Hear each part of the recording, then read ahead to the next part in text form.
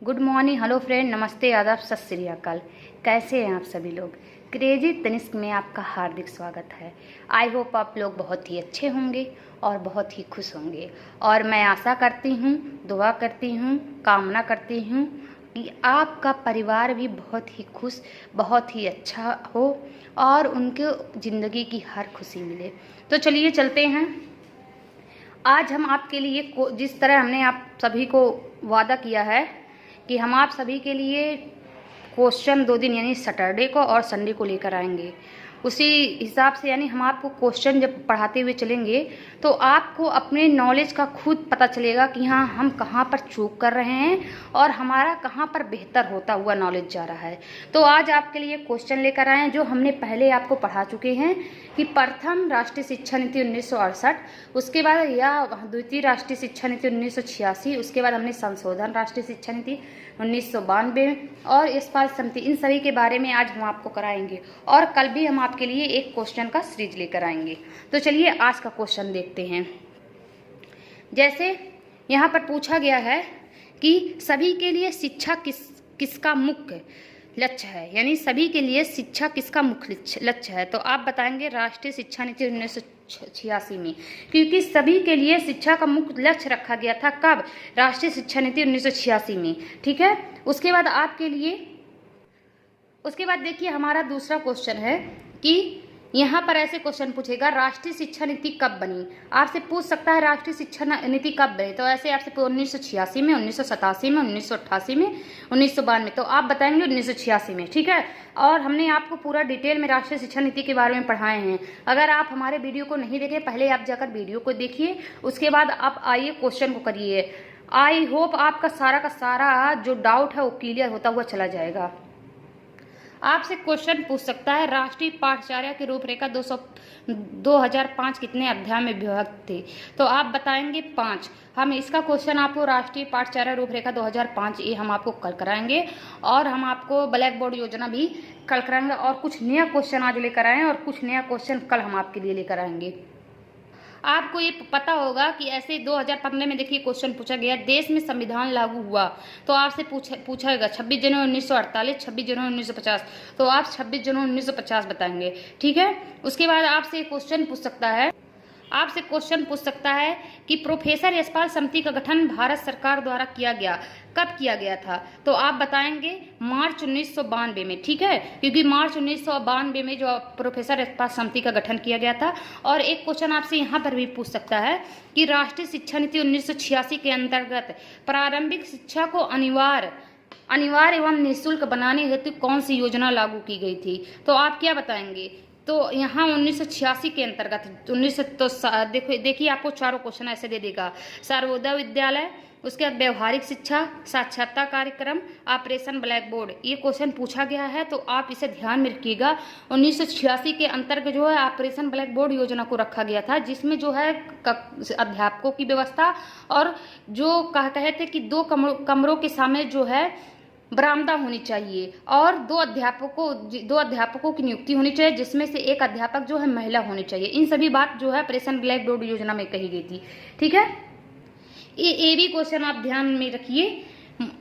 मध्यमा यानी भोजन मिड डे मील योजना प्रारंभ हुआ था, कब हुआ था। 15 अगस्त ऐसे पूछेगा, 15 अगस्त 1990 में, 1 सितंबर यानी 1 सितंबर 2004 से, 15 अगस्त 1995 से। तो आप 15 अगस्त 1995 से। ठीक है। ये बताएंगे। और ये भी क्वेश्चन आपसे पूछ सकता है सर्व शिक्षा अभियान को वित्तीय सहयोग देता है, कौन देता है। आपसे क्वेश्चन पूछेगा राज्य सरकार देता है या केंद्र और राज्य सरकार दोनों। तो आप बताएंगे केंद्र और राज्य सरकार जो है दोनों सर्व शिक्षा अभियान को वित्तीय सहयोग देते हैं। ठीक है। देखिए यहाँ पर भी 2016 में क्वेश्चन पूछा गया है यशपाल समिति का गठन कब किया गया। तो आप बताएंगे कि यशपाल समिति का गठन कब किया गया। तो आप बताएंगे वर्ष 1992 में यशपाल समिति का गठन किया गया। ठीक है। अगर आपको यशपाल समिति का गठन कब पूछेगा तो आप 1992 में बताएंगे। और जैसे ही शिक्षा बिना बोझ के ये रिपोर्ट यशपाल समिति द्वारा कब प्रस्तुत की गई थी, तो आप 1993 में बताएंगे। जब बिना बोझ का शिक्षा रिपोर्ट जो प्रस्तुत करना था वो 1993 में किया गया था, लेकिन यशपाल समिति का गठन जो है 1992 में किया गया था। ठीक है। यहाँ पर देखिए भारतीय शिक्षा आयोग का गठन कब हुआ? आपसे क्वेश्चन पूछ सकता है कि भारतीय शिक्षा आयोग का गठन कब हुआ, तो आप बताएंगे 1882 में। ठीक है, आप एक क्वेश्चन ध्यान में रखिएगा, संपूर्ण साक्षरता अभियान के अंतर्गत सर्वप्रथम साक्षर होने वाला राज्य कौन सा है? तो आप बताएंगे केरल। ठीक है, क्योंकि संपूर्ण साक्षरता यानी साक्षरता अभियान जब चलाई गई थी तो सबसे पहले साक्षर होने वाला राज्य जो है केरल था। अब आपसे पूछ सकता है यशपाल समिति की अध्यक्षता में गठित समिति का उद्देश्य क्या था? तो आप क्या बताएंगे इसका प्रमुख उद्देश्य? तो इसका क्या था? अधिगम की गुणवत्ता में सुधार करते हुए सभी स्तरों के स्कूल छात्रों को विशेषकर छोटे बच्चों पर पढ़ाई को बोझ को कम करने का उपयोग, यानी जो शैक्षिक यानी अधिगम की शिक्षा से की गुणवत्ता को सुधार करने के लिए ये बनाया गया था। और क्या था कि बच्चों की पढ़ाई के बोझ को कम करने के लिए और पाठ्यक्रम के बोझ को कम करने के लिए यशपाल समिति का गठन किया गया था। ठीक है, आप इसके उद्देश्य में ये लिखेंगे। ठीक है, आपसे क्वेश्चन पूछेगा कि गोखले द्वारा प्रस्तावित विधेयक के प्रमुख तथ्य क्या थे या तथ्य लिखिए। तो आप क्या बताएंगे? इसके निम्नलिखित तथ्य थे। क्या क्या थे? अनिवार्य प्राथमिक शिक्षा उन्हीं स्थानों पर लागू किया जाए जहां पर एक निश्चित संख्या में बालक शिक्षा ग्रहण कर सकें। गवर्नर जनरल को अधिकार होगा कि यह प्रतिशत निश्चित करें, यानी इनका कहना था कि आप प्राथमिक शिक्षा पर उन्हीं स्थानों पर लागू कीजिए, यानी प्राथमिक स्तर पर उन स्थानों पर लागू कीजिए जहां निश्चित संख्या में बालक शिक्षा ग्रहण कर रहे हैं, और ये अधिकार गवर्नर जनरल को दीजिए। ठीक है, दूसरा इनका क्या था कि सरकार की स्वीकृति के बाद ही संस्था उक्त नियमों को लागू कर सकती है, यानी जब सरकार स्वीकृत करेगी तभी संस्था इन नियम को लागू कर सके। तीसरी कहते स्थानीय संस्था को यह अधिकार होगा कि इन नियमों को चाहे वह पूरे क्षेत्र में लागू करे या किसी भाग में। ठीक है, चौथा क्या था कि नियम का उल्लेख करने में अभिभावक को दंड दिया जाए, यानी अगर नियम का उल्लेख किया जाए तो अभिभावक को दंड दिया जाए। बालिकाओं के लिए भी धीरे धीरे प्राथमिक शिक्षा जरूरी कर दिया गया, यानी बालिकाओं के लिए भी प्राथमिक शिक्षा जरूरी कर दिया गया था। स्थानीय संस्था यदि उचित समझती है तो वह शिक्षा संबंधी कर भी लगा सकती है, यानी अगर संस्था अगर उसको उचित समझती है तो वहां पर कर भी लगा सकती है शिक्षा के संबंध में। ठीक है, ये सब बात कही गई थी। और अगर अब देखिए, अगर आपसे पूछे कि यशपाल समिति का उल्लेख कीजिए, तो यशपाल समिति का उल्लेख आप क्या बताएंगे? बस्ते की बोझ को कम करने के लिए। ठीक है, यशपाल समिति का उल्लेख आप सीधे और सरल तरीके से हम बता रहे हैं आपको। जैसे ही आपको यशपाल समिति का उल्लेख कीजिए के बारे में तो आप कहेंगे कि बस्ते का बोझ को कम करने के लिए इन समस्या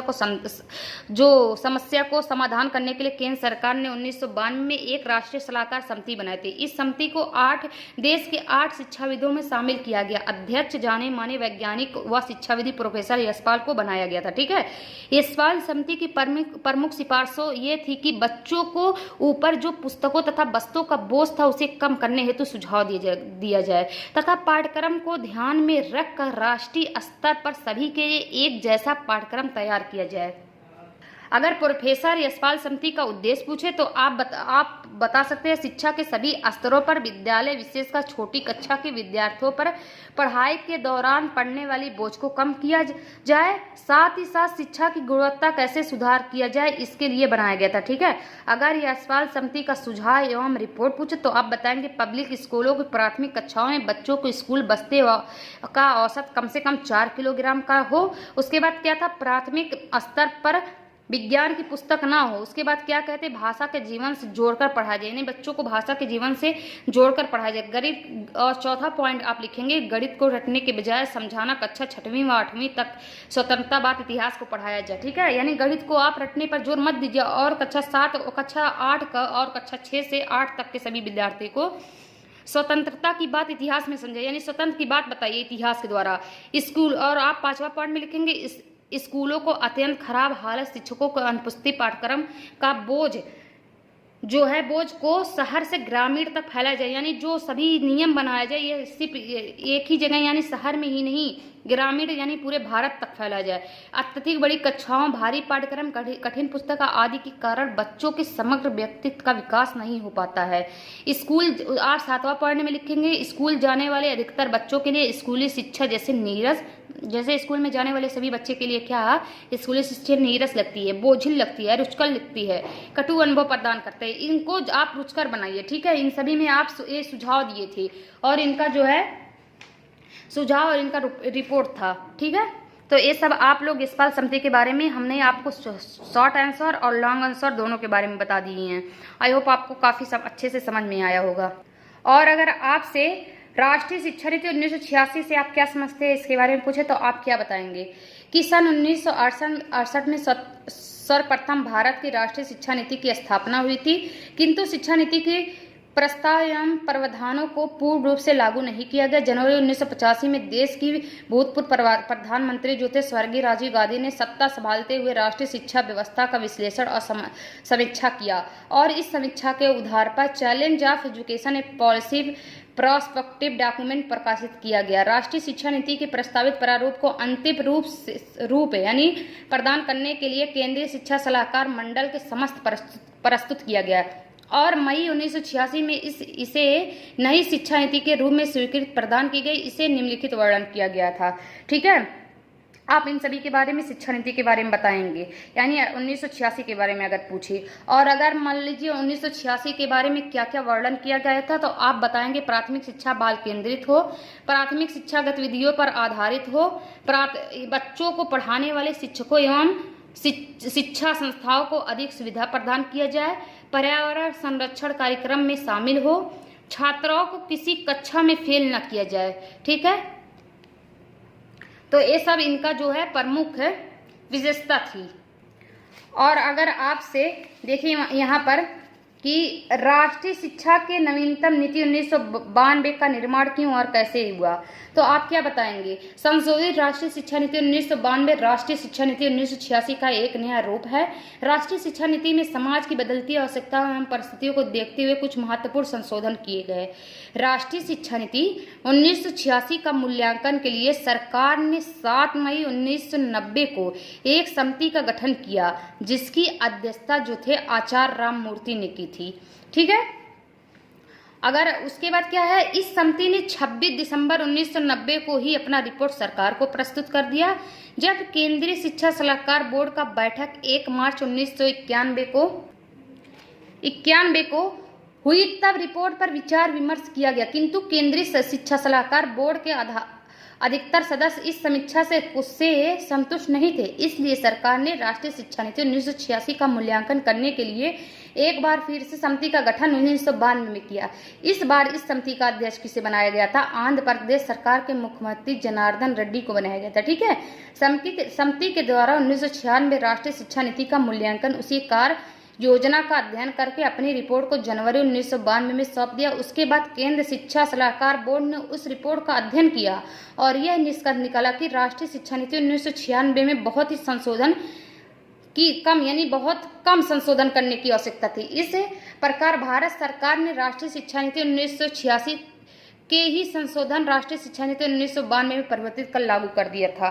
ठीक है, इन सभी के बारे में आप लिखेंगे क्यों और कैसे लागू हुआ, ये हम आपको पूरा डिटेल में बता दिए हैं। और अगर पूछे कि राष्ट्रीय शिक्षा नवीनतम नीति 1992 के प्रमुख उद्देश्य क्या थे, यानी प्रमुख उद्देश्य क्या थे, तो आप प्रमुख उद्देश्य में लिखेंगे, आप बताएंगे कि इसके निम्नलिखित उद्देश्य शिक्षा का व्यवसायीकरण करना तथा इस संदर्भ में माध्यमिक शिक्षा का स्तर पाठ्यक्रमों को व्यवसायीकरण पर विशेष बल देना, यानी शिक्षा को व्यवसायीकरण करना। ठीक है, और इस पर जो है यानी शिक्षा माध्यमिक शिक्षा पर जो शिक्षा दी जाती थी उसके स्तर पर जो है पाठ्यक्रम व्यवसायीकरण पर विशेष बल दिया जाए। आधुनिक युग में वैज्ञानिक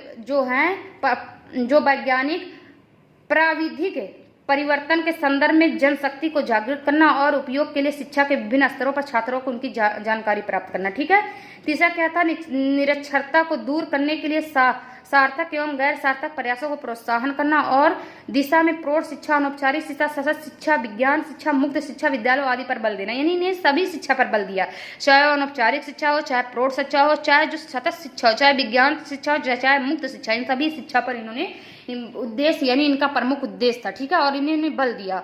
और आपसे पूछ सकता है कि राष्ट्रीय शिक्षा के नवीनतम 1992 की कुछ संकल्पनाओं का उल्लेख कीजिए। तो आप या अगर संकल्पनाओं का उल्लेख कीजिए या आपको ऐसे पूछ सकते हैं कि राष्ट्रीय शिक्षा नीति 1992 की विशेषताओं का उल्लेख है, तो आप क्या लिखेंगे। जैसे आप लिखेंगे शिक्षा का व्यवसायीकरण पर बल, इनके जो है निम्नलिखित जो है विशेषताएं थी, क्या था, या इनकी निम्नलिखित संकल्पनाएं थी। जैसे शिक्षा का व्यवसायीकरण पर बल, स्वयं क्रिया एवं अनुभव द्वारा सीखने पर बल, यानी इन्होंने शिक्षा का व्यवसायीकरण पर बल दिया और बच्चे स्वयं करके और अपने अनुभव द्वारा जब सीखेगा तो उन्हें जो है काफ़ी उनका दिमाग जो है डेवलपमेंट होगा। ठीक है, शिक्षा का स्वरूप। चौथा पॉइंट है नौकरियों के लिए डिग्री की अनिवार्यता समाप्त करना। पांचवा आप लिखेंगे कि परीक्षा प्रणाली में सुधार पर बल। छठवां आप लिखेंगे नैतिक मूल्यों का महत्व। सातवां आप लिखेंगे नवीन शिक्षा संस्थानों की स्थापना। आठवां आप लिखेंगे खुले विश्वविद्यालयों की स्थापना। नौवां आप लिखेंगे सदैव चलने वाली प्राथमिक विद्यालय। 10वां आप लिखेंगे महिला शिक्षा पर इन्होंने बल दिया था। फिर आप लिखेंगे साक्षरता कार्यक्रम चलाई गई। परिवार की रक्षा पर बल। खेलों को महत्व को स्वीकार करना। अध्यापन प्रशिक्षण पर विशेष बल।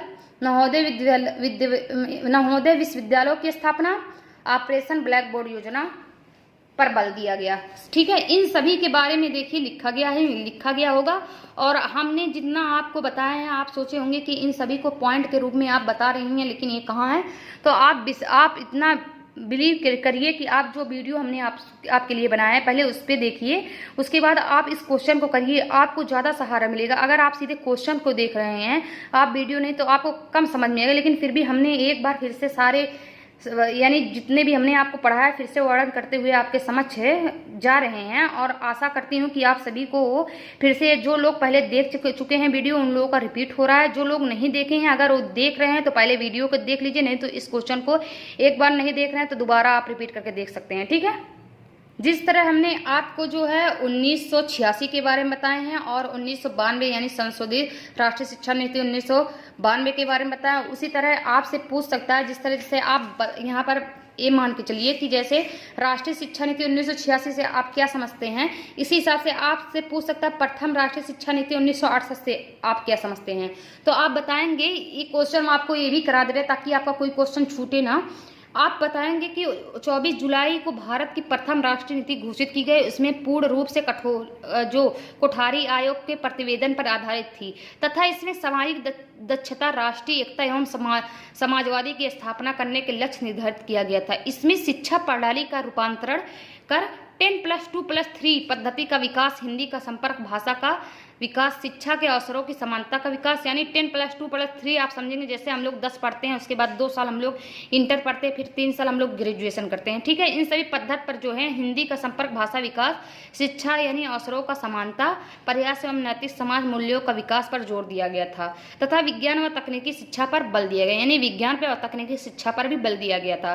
ठीक है, तो आप सभी लोग 1968 के बारे में भी लिख सकते हैं। ऐसे आज का हमारा ये सब क्वेश्चन था। हम आपके लिए कल एक और नया क्वेश्चन लेकर आएंगे जो हमने आप सभी को ब्लैक बोर्ड योजना और हमने आप लोगों को जो राष्ट्रीय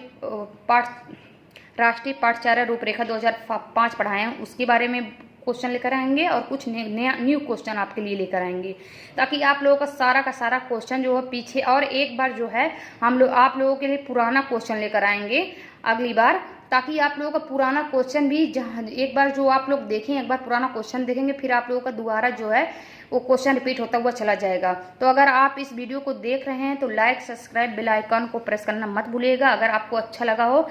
और सबसे पहले आप लोगों को दिल से धन्यवाद इस वीडियो को देखने के लिए और इतना समय देने के लिए। तो हम आपके लिए कल एक नया क्वेश्चन का सीरीज लेकर आएंगे। आज के लिए इतना ही। जय हिंद, जय भारत।